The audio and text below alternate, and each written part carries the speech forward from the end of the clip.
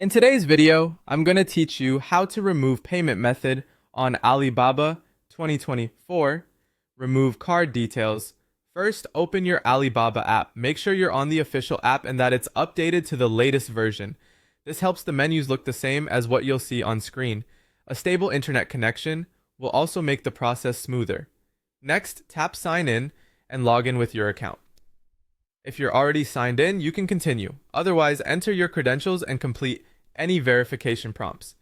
Logging in ensures you can access your account settings where payment methods are stored. Once you land on your dashboard, look to the bottom of the screen and tap My Alibaba on the lower right. This area holds your profile, orders, and payment options. Inside My Alibaba, find and tap Payment. Depending on your region or app version, this may appear as payment methods, or wallet, but the goal is the section that lists your saved cards and other funding options. You'll now see your saved payment methods. Choose the card you want to remove. Take a moment to double check the card label, like the last 4 digits and brand, so you don't remove the wrong one. If you only see one method listed, that's the one currently saved. To delete it, tap the small delete icon beside that card.